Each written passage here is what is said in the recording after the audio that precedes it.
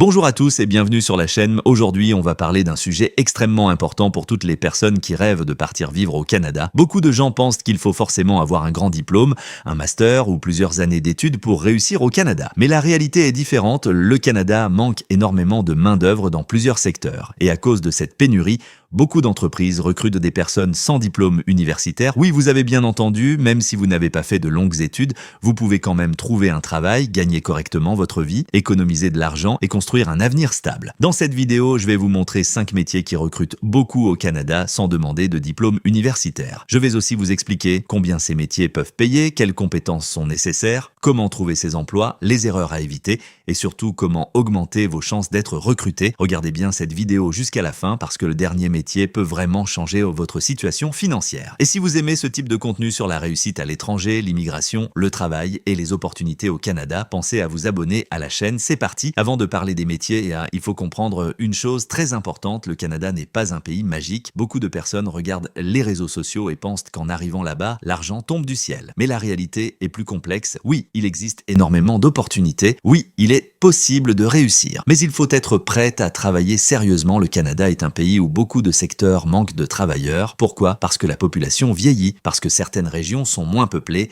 parce que plusieurs emplois sont difficiles physiquement et surtout parce que les entreprises ont besoin de personnes motivées rapidement. C'est pour cela que plusieurs métiers sont accessibles sans diplôme universitaire. Attention, quand on dit sans diplôme, cela ne veut pas dire sans effort. Il faut quand même être discipliné, apprendre rapidement, être ponctuel, respecter les règles et parfois accepter des horaires difficiles au début. La bonne nouvelle, c'est que plusieurs personnes commencent avec des petits emplois puis évoluent rapidement. Certaines deviennent superviseurs, d'autres ouvrent leur entreprise, d'autres encore utilisent ces premiers emplois pour obtenir une résidence permanente, donc ne méprisez jamais un travail honnête. Le plus important quand on arrive dans un nouveau pays, c'est de construire une stabilité. Et maintenant, passons au premier métier.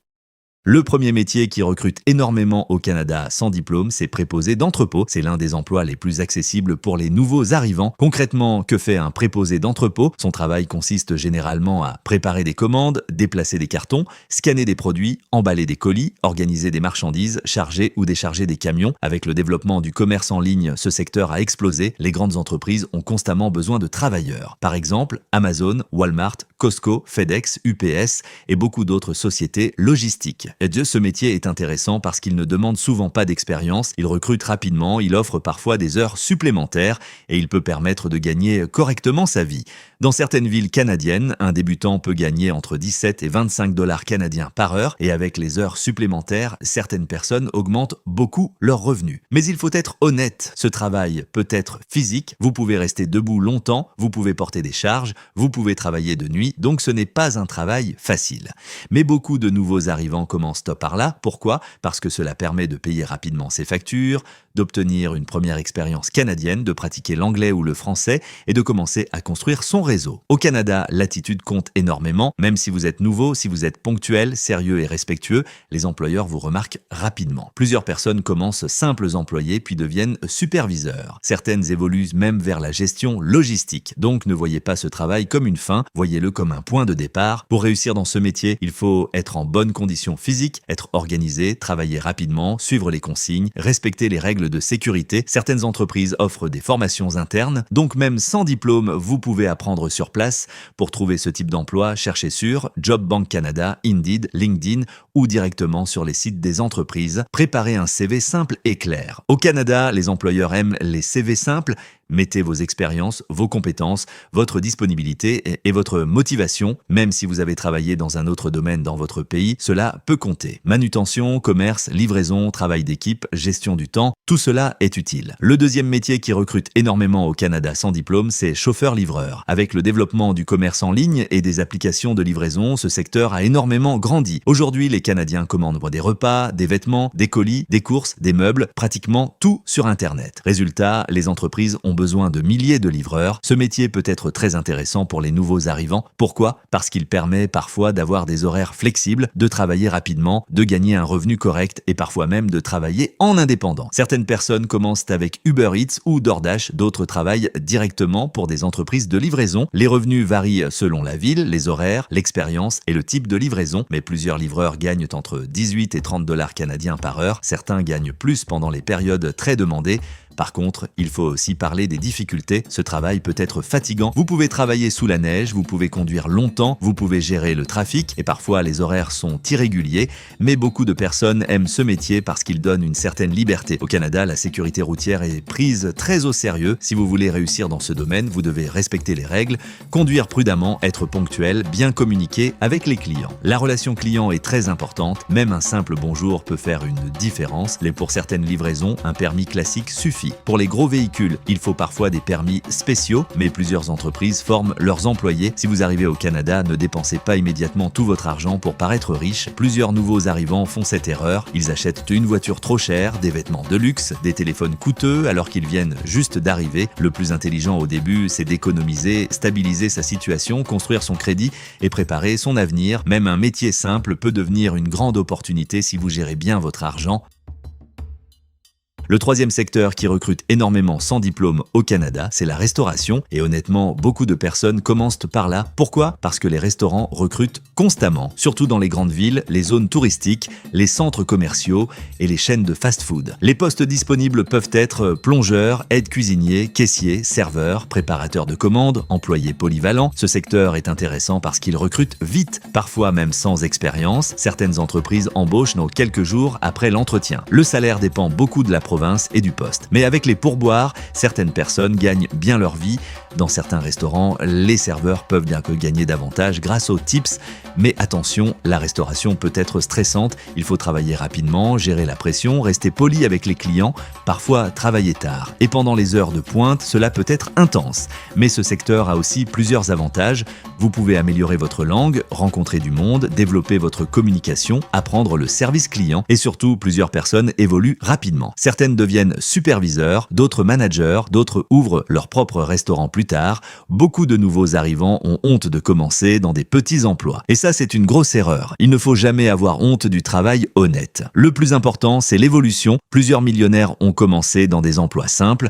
Ce qui compte, c'est votre discipline, votre capacité à apprendre, votre vision long terme. Au début, vous pouvez travailler dans un fast-food, puis quelques années plus tard, retourner aux études, lancer un business, acheter une maison, obtenir la résidence permanente. Tout est possible avec la discipline. Si vous travaillez en restauration, utilisez cette expérience pour améliorer votre communication parce que la communication ouvre énormément de portes au Canada. Les employeurs aiment les personnes capables de parler correctement, collaborer, résoudre des problèmes, garder une bonne attitude.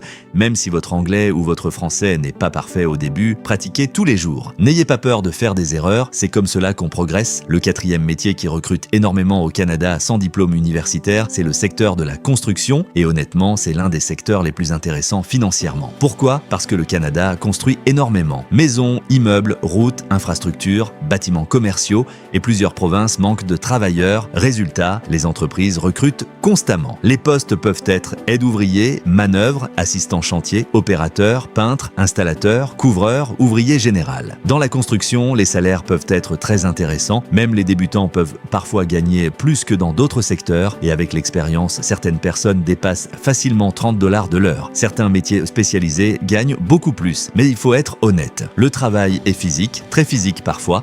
Vous pouvez travailler sous le froid, sous la pluie, avec des charges lourdes, sur des horaires exigeants, donc il faut être prêt mentalement. Mais plusieurs personnes aiment ce secteur parce qu'il offre des bons revenus, des possibilités d'évolution, une forte demande et parfois beaucoup d'heures supplémentaires. Dans la construction, la sécurité est une priorité absolue. Les employeurs prennent cela très au sérieux. Donc respectez les équipements, écoutez les consignes, ne prenez pas de risques inutiles. Plusieurs travailleurs commencent sans expérience puis apprennent directement sur le terrain et après quelques années, certains deviennent chefs d'équipe, techniciens, entrepreneurs. Beaucoup de personnes sous-estiment les métiers manuels. Mais au Canada, plusieurs métiers manuels paient très bien, parfois même plus que certains emplois de bureau, donc ne laissez personne vous faire croire qu'un travail manuel est un échec. Certaines personnes arrivent au Canada avec une mentalité négative, elles refusent certains emplois parce qu'elles pensent mériter mieux immédiatement. Mais au début, il faut parfois accepter de commencer petit. Cela ne veut pas dire rester petit toute sa vie, cela veut dire construire progressivement. Les personnes qui réussissent souvent à l'étranger sont celles qui restent patientes, travaillent intelligemment, économisent et pensent long terme. Le 5e métier qui recrute énormément sans diplôme au Canada, c'est le nettoyage et l'entretien. Et honnêtement, beaucoup de personnes ignorent ce secteur, pourtant il offre énormément d'opportunités.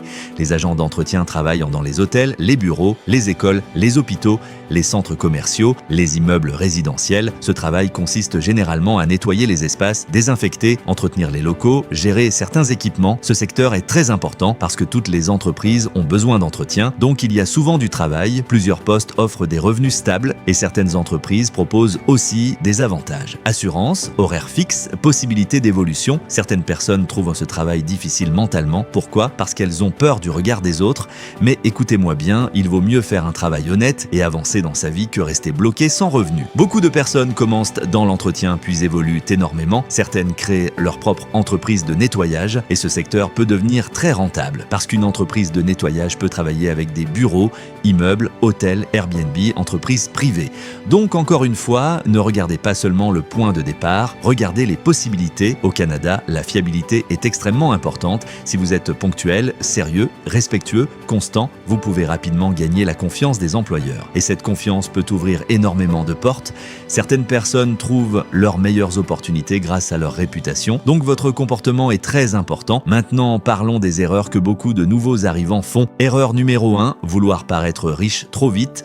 Beaucoup de personnes arrivent au Canada et veulent immédiatement impressionner les autres. Résultat, voiture chère, vêtements coûteux, dépenses inutiles.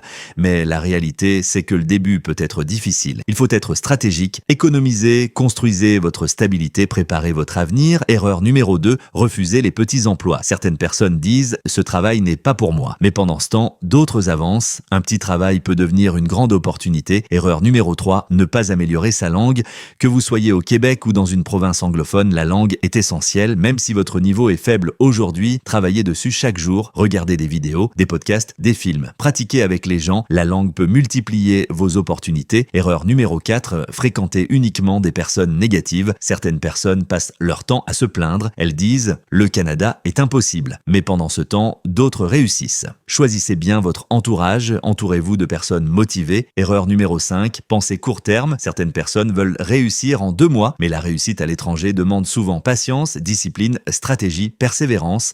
Pensez long terme. Maintenant, voici quelques conseils très importants pour augmenter vos chances de trouver rapidement un emploi. Conseil numéro 1, préparez un CV canadien. Le CV canadien est souvent plus simple. Évitez les longues phrases compliquées, soyez clair, mettez vos expériences, vos compétences, vos disponibilités. Conseil numéro 2, postulez massivement, ne postulez pas à seulement 2 emplois, envoyez beaucoup de candidatures. La persévérance est importante. Conseil numéro 3, soyez flexible au début, soyez ouvert, acceptez parfois certains horaires, certaines zones, certains secteurs. Cela peut accélérer votre insertion. Conseil numéro 4, développez votre réseau. Au Canada, le réseau compte énormément. Parlez avec les gens, soyez respectueux. Certaines opportunités viennent grâce au contact. Conseil numéro 5, gardez une bonne attitude, même quand c'est difficile, même quand vous recevez des refus. Continuez, parce qu'un refus ne définit pas votre avenir. Le Canada peut offrir de belles opportunités, mais il faut être prêt à apprendre, travailler, s'adapter, sortir de sa zone de confort. Les débuts peuvent être difficiles. Parfois, vous allez vous sentir seul, manquer votre famille, douter, traverser des moments compliqués. Mais beaucoup de personnes qui réussissent aujourd'hui sont passées par ces étapes.